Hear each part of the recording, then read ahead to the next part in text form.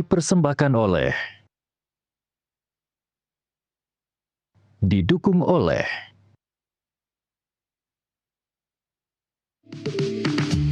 Halo pemirsa, apa kabar Anda dimanapun berada, dari Sabang sampai Merauke, dari Miangas sampai Pulau Rote. Kami berharap Anda tetap dalam keadaan sehat, sejahtera, dan selalu berbahagia. Well, jumpa lagi dalam program kesayangan Anda hanya di Nusantara TV, yaitu Downcast. Bersama saya, Doni The Kaiser. Dan saya, Don Bosco Selamat. Bang Don, apa kabar?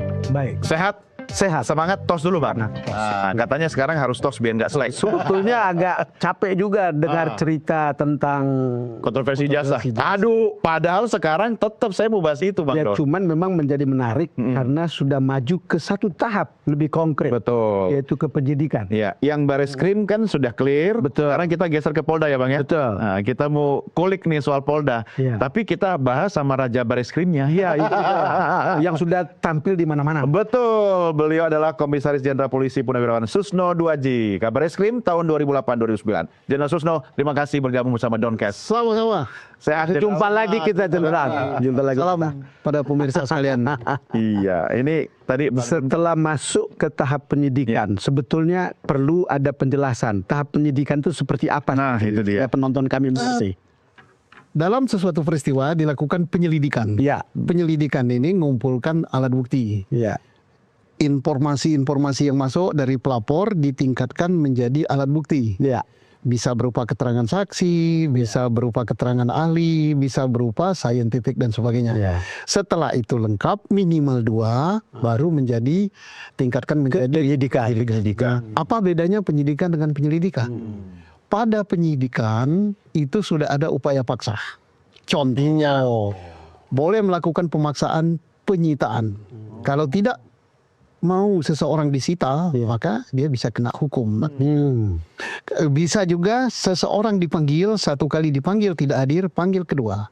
Panggil kedua tidak hadir, jemput paksa. tidak harus ada ketiga ya. Tidak harus ada ketiga. Dua kali saja. Jadi itulah bedanya antara penyelidikan dengan penyidikan. Kalau penyelidikan itu sebenarnya lebih banyak tertutup. Maka bunyi panggilannya pun kalau penyelidikan itu mohon kehadirannya untuk konfirmasi. Dan tidak ada sanksi hukumnya itu. Undangan. Karena Ya. undangan.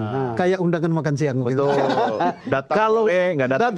sekarang bukan lagi undangan begitu. Oh, panggilan. Wajib hadir. Demi hukum gitu. Karena tadi Jadi tulisan pro justisia. pro. Nah, itu dia. Ada kata itu demi hukum ya. Demi hukum. Kalau ini demi makan siang. Emang sih katanya dikasih makan siang di Polda ya. Jadi beda.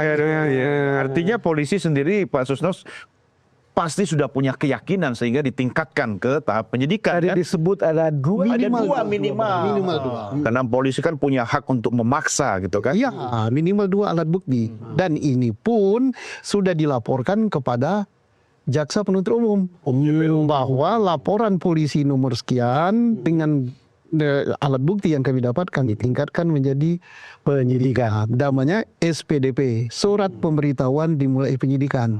Dan mulai itulah jaksa memantau karena ada jaksa konsultannya. Ya. Setiap hasil dikonsultasikan supaya dia gampang P21 kata tidak bolak-balik gitu. Ya. Jadi dalam kasus seperti ini sebetulnya sudah makin konkret perkara ini.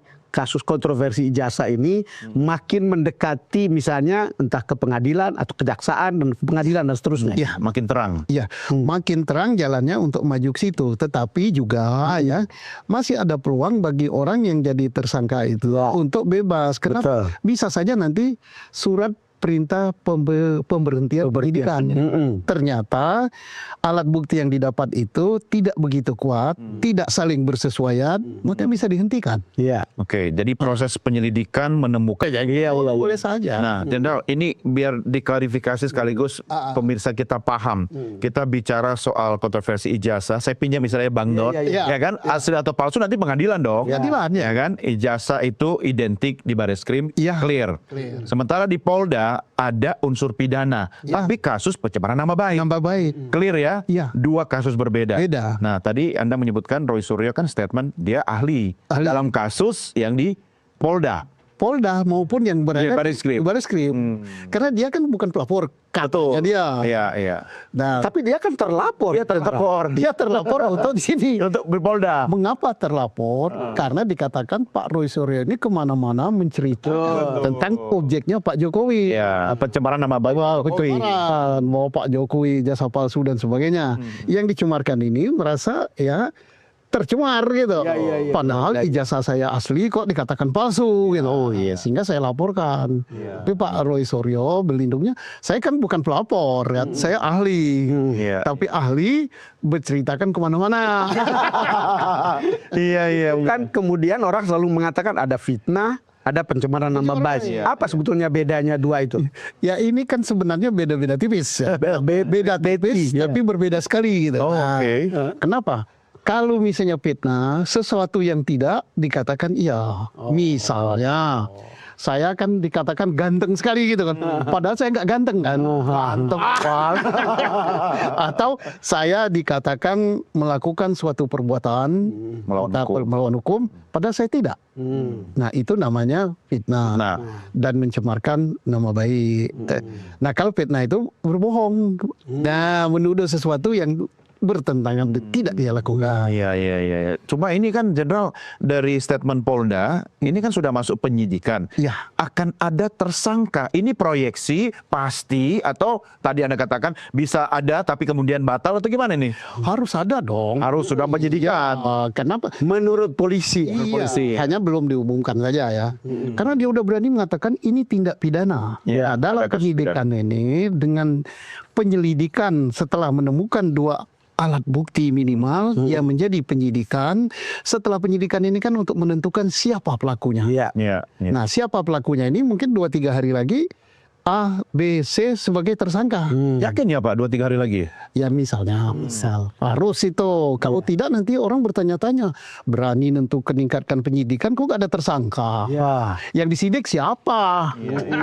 Karena ada perbuatan kok tak ada orangnya. Tidak mungkin pelakunya hantu kan. Bukan umumkan dulu tersangka kemudian dicari, enggak ya? Boleh. Oke. Iya. Kalau kita melihat perkembangan ini, sekali lagi kan banyak yang mengamati ke arah mana begitu. Iya. Kalau Jenderal melihat, ini kan cerita kita tahu gelar perkara, Iya. cerita itu sebelumnya. Sebagai Baris Krim, seperti apa sih sebetulnya gelar perkara? Karena itu kan tidak dibuka di depan umum. Iya. Seperti apa? Ini agak hal yang baru ya. Ya. Apa hal yang baru walaupun sering dilakukan. Sebenarnya pada tingkat penyelidikan itu nggak perlu ngundang siapa-siapa. Karena penyelidikan itu semuanya tertutup. Betul. Namanya nyelidiki. Nah, bisa hilang saya nyelidiki Padon, saya selidiki ya. Masa bilang gila. Kemana Pak Don hari ini saya selidiki? Saya mau ke restoran Padang. Ikut deh. Jadi penyelidikan itu sudah tertutup. Nah, suatu hal yang baru juga, apakah ini akan diterapkan di dalam hukum acara pidana yang baru apa tidak? Kok penyelidikan ada penghentian? Penyelidikan itu di dalam hukum acara kita tidak ada penghentian. Harus jalan terus. Jalan terus. Nah, sekarang kan ada penghentian penyelidikan. Dasar apa buatnya? Surat edaran Kapolri tahun 2018, bukan UHAP. Kalau sudah tidak harusnya lebih lemah dong. Ya, masa Kapolri ngatur UHAP? Ya, penyelidikan itu tidak ada penghentian. Kenapa? Selama itu dilaporkan, sudah kalau ada cukup bukti tingkatkan jadi penyidikan. Tidak cukup bukti biar aja dia terbuka. Siapa terus? Nah, sekarang kalau ada penghentian ini bagaimana kalau ditemukan ada Bukti baru. Mau buka, cara bukanya gimana? Orang nggak boleh ditutup kan? Nggak boleh tutup. Iya. Belum ada petunjuk, belum ada format membuka penyelidikan. Nah, kalau kita tidak setuju dengan penghentian penyelidikan, bisa pra-peradilan apa tidak. Tapi kalau penghentian penyidikan, tidak setuju bisa pra-peradilan. Ya. Nah, kalau tidak setuju dengan penghentian penyelidikan, apa makan siang lagi, Pak Don? Nah, kalau dia tetap terbuka, terus gimana untuk mencapai kata akhir? Mencapai kata akhir artinya silakan si pelapor ini. Nanti kan ada surat pemberitahuan hasil penyelidikan bahwa ini apa yang Anda laporkan tidak lengkap.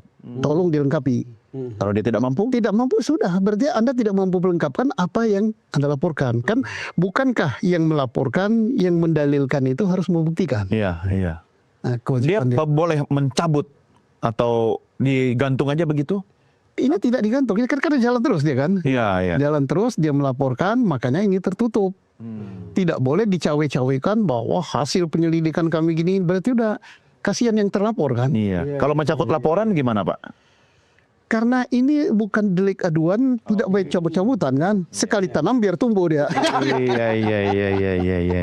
Makanya ini bicara tentang kontroversi ijazah Pak Jokowi, ini kan kemana-mana ya. Ya. Ke kiri, ke kanan, atas bawah, biasnya kemana-mana. Bahkan banyak sekali orang yang membicarakannya dengan merasa yakin memiliki masing-masing bukti ya Bang Don ya. Menarik begini, begitu dikatakan bahwa ini adalah telaah forensik, Ya. scientific. Scientific. Lalu kemudian setelah berhenti di Bareskrim, sekarang kan justru ada pengadilan lagi, bawa ke pengadilan kan? Iya. Misalnya Rismon bawa itu ke pengadilan di Jogja, Betul.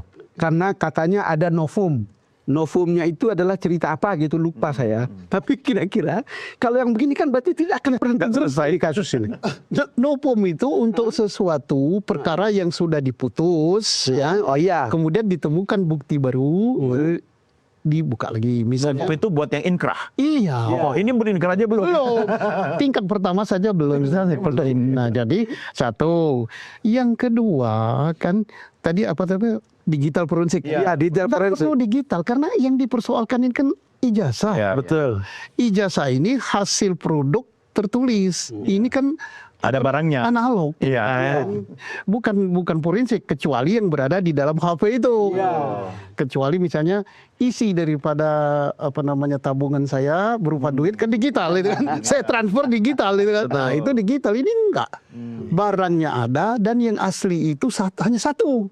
Di UGM nggak ada lagi. Ya, dibawa oleh pemilik. Dibawa pemilik, itu yang asli. Nah, Pemiliknya kan terserah dia. Pak. terserah dia. Nah, dipersoalkan mengapa? Yang menjadi persoalkan adalah membandingkan yang beredar di masyarakat dengan yang ada dipegang. Yang di masyarakat ini dapatnya di mana? Iya. Oh, saya dapatnya dari medsos itu. Kan bisa ngarang juga itu. Bisa. Iya. Saya nggak pakai kumis, kasih kumis ya jatuh. Era begini bisa dibuat dokumen. Saya umur begini, oleh cucu saya bisa dibuat umur 23. Iya. Saya bilang, kenapa kamu mudahkan kakekmu? Biar laku lagi ada. Sekarang kalau saya ingin tanya kepada Pak Susno, Iya. di dalam gelar perkara hal-hal yang begini kan mestinya bisa diketahui bahwa kamu gunakan barang atau uji barang yang sebetulnya tidak valid. Iya. Bisa nggak? Bisa. Karena yang asli itu kan yang dibandingkan itu kan yang dipegang Pak Jokowi. Betul. Yang beredar di masyarakat kan nggak tahu sumbernya dari mana. Iya. Tapi mereka yakini itu yang asli. Makanya uji mereka uji digital. Betul. Karena dia tidak pegang yang ini. Ya, tidak salah, silakan saja. Tapi nanti begitu ketemu di sini, loh yang ini yang asli, yang ini yang tidak. Ada satu yang salah Jenderal, Bang Don. Apa? Salah kalau kita tidak mempersilahkan Jenderal Susno minum dulu. Sambil kita rehat dulu, nanti kita lanjutkan di segmen berikutnya. Pemirsa, jangan kemana-mana. Doncast segera kembali sesaat lagi.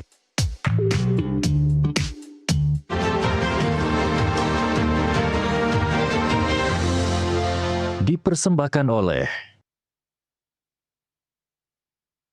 didukung oleh